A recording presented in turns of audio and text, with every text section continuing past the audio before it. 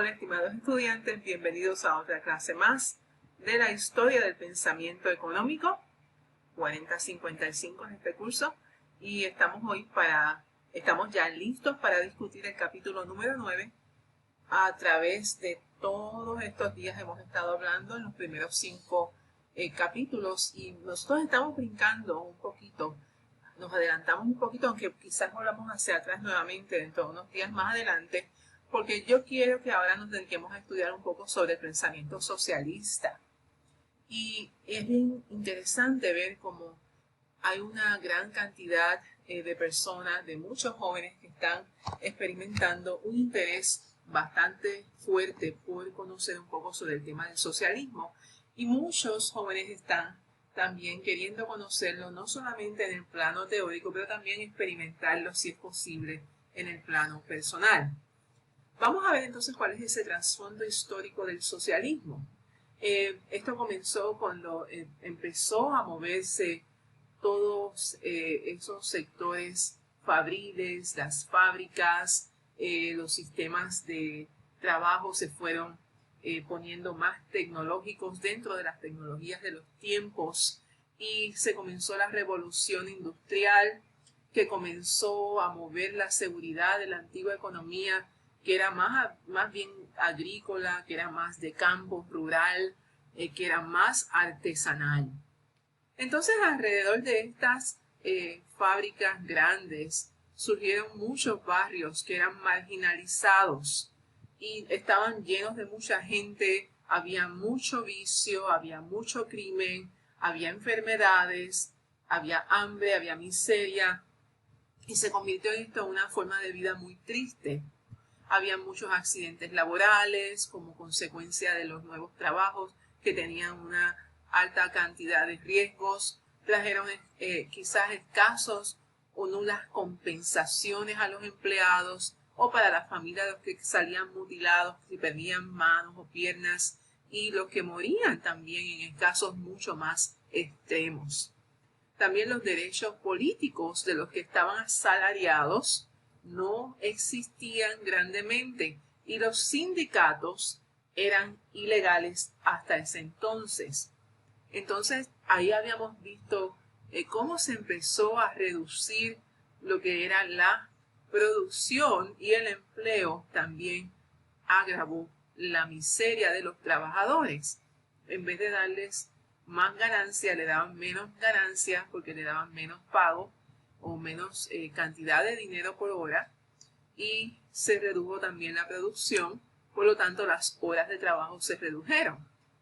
Pero entonces la industrialización siguió creciendo y haciendo a estos hombres y mujeres industriales más exitosos y más poderosos, y creó eventualmente con el crecimiento más puestos de trabajo de los que destruyó. Destruyó los de la artesanía, destruyó los de la época rural, pero creó otros tipos de empleo para crear más cantidad de productos o servicios para las masas. Pero también había mucha pobreza en las masas de personas y se sentía una opresión mayor en cada momento, y las fortunas de estos empresarios crecían mientras se multiplicaba la escasez y la opresión y la pobreza de los trabajadores. Y como escribió George Crave en una publicación que se llamaba The Village en el 1783, y les voy a compartir qué fue lo que él escribió. Parece como una poesía. Donde muchos sonríen, ay, ella sonríe para unos pocos. Y los que no saborean, contemplan su provisión. Son como los esclavos que cavan el mineral de oro. La riqueza que les rodea los hace doblemente pobres. Según este escritor y pensador de la época, yo difiero un poco, pero no quiere decir que con esto no acepte lo que sí estaba también ocurriendo a la par, donde muchos se hacían ricos, otros se empobrecían, donde muchos se hacían dueños, otros eran simplemente los productores en las líneas más bajas de producción. Pero también el que tiene oportunidad de llevar a cabo un negocio también tiene la oportunidad de crecerlo, de crecer financieramente y de ser exitosa o exitoso. Así que tenemos que ver y sopesar las oportunidades. No es de extrañarse que un siglo después del comienzo de la Revolución Industrial en Inglaterra, John Stuart Mill creyera que hasta ahora era cuestionable si todos esos inventos mecánicos de las empresas que se habían levantado hasta ese momento hubiesen aligerado el trabajo diario de cualquier ser humano. Se ha permitido que una gran población viva la misma vida de trabajo y lo consideraba como algo penoso y como un encarcelamiento, y un mayor número de fabricantes o dueños de negocios y de empresas de estas factorías y otros para hacer fortunas. Y de esa situación surgió lo que fue el llamado a una reforma económica. Pero la mayoría de los propietarios de los capitales, a menudo citando los pronunciamientos de Smith, de Adam Smith y los otros clasicistas o de la escuela clasicista, se aferraron obstinadamente, fueron obstinados al concepto de que el mejor gobierno es el que menos interfiere en la economía, laissez-faire. Algunos historiadores también concluyeron que el surgimiento del socialismo marxista, específicamente el socialismo marxista, recibió una fuerza adicional por el fracaso de los socialistas anteriores y más moderados para persuadir a los industriales de unirse a los movimientos de índole humanitario. Ahora vamos a examinar, y en esta parte va a ser muy interesante, vamos a examinar los tipos de diversidad de socialismo. Y el socialismo muchas veces de manera vehemente discrepaba sobre el tipo de socialismo que se estaba tratando de obtener. Por lo tanto, era imperativo delinear los diversos tipos de socialismo antes de intentar la tarea más difícil de rescindir las ideas comunes. Los principales tipos de socialismo incluyen los siguientes tipos. Vamos a verlos uno por uno. El primero, el socialismo utópico.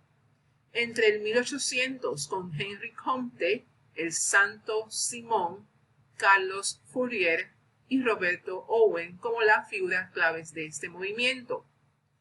Estos individuos desarrollaron unas ideas al tiempo cuando los trabajadores de las industrias se mantuvieron débiles y no organizados, desmoralizados por los rápidos cambios de la revolución y claro está, estábamos hablando que esa revolución industrial a muchos los enriqueció, pero a otros los privó de libertades y privó de sus propias franquicias, y no se les reconoció un poder latente que existía en la habilidad de estos individuos que trabajaban para esas empresas grandes.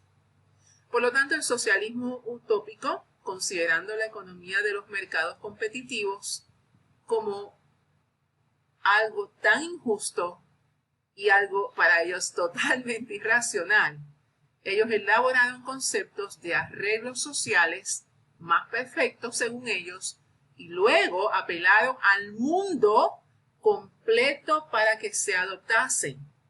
Tenían una cantidad de ideas que soñaban con que fueran aceptadas por el mundo entero. Entonces, ellos hablaban de una unión universal o del globalismo, en lugar de la lucha de las clases pobres, medianas o altas, y esperaron que los capitalistas fueran a cooperar e incluso que financiaran sus planes. Eran muy utópicos, claro. Las utopías son cosas como irreales. Se elaboraron comunidades cooperativas, modelos imaginarios, y algunas se probaron, por lo general sin mucho éxito. Así que por eso se les llaman los socialistas utópicos, porque estaban como soñando con cosas que eran prácticamente imposibles, lamentablemente. Ahora vamos a ver el segundo tipo de socialismo, y es el socialismo de Estado. Esto implica la propiedad y el funcionamiento del gobierno de todos o los sectores más específicos de la economía con un fin de lograr objetivos sociales generales en lugar de obtener ganancias. Por ejemplo, la ex Unión Soviética es un gran ejemplo de una nación en la que todos los sectores principales eran sectores que podían hasta hace poco tener propiedad y operación del Estado. Pero el socialismo estatal también puede ocurrir dentro de un marco de capitalismo. Ejemplo, en los Estados Unidos, en el sistema norteamericano, dentro del gobierno federal de seguridad social, tienen la Autoridad del Valle de Tennessee, por ejemplo, y el Servicio Postal, que se consideran como si fueran sistemas socialistas, igual que el Seguro Social y el Medicare. Y históricamente el socialismo estatal consideró al Estado como un poder imparcial que podría ser influenciado para favorecer a la clase trabajadora si se extendía el voto y los trabajadores se educaban y organizaban. Bueno, pues entonces el Estado podría hacerse cargo de las empresas y convertirse en empleador, o podría fomentar y subsidiar cooperativas, o sea, trabajadores o consumidores como propietarios. Y Louis Blanc fue el principal proponente temprano del socialismo de Estado. Y seguimos por aquí mirando el socialismo próximo, que es el socialismo cristiano, y es una versión del socialismo que se desarrolló en Inglaterra y Alemania después del año 1848. Y tenemos aquí como Charles Kingsley, su principal defensor en Inglaterra, habló sobre cómo surgiría tras la derrota de movimientos radicales en ambos países, Inglaterra y Alemania. A los trabajadores se les dio la oportunidad y el consuelo de que la religión podría aliviar su dolor espiritual, moral y mental y darles alguna esperanza adicional. La Biblia debería formar parte de su manual del líder del gobierno. El empleador y el trabajador. El orden de Dios era el amor mutuo y el compañerismo. La propiedad de los ricos se mantendría en fideicomisos en beneficios de todos. Este movimiento repudiaba la violencia y la lucha de las clases y defendía la reforma sanitaria, la educación, la legislación fabril de las fábricas y las cooperativas. Así que excelente, interesante sistema también. Vamos a ver por aquí otro sistema de socialismo, que es el anarquismo, pero vamos a hacer una pausa y regresamos para continuar con esta clase del capítulo 9. Gracias.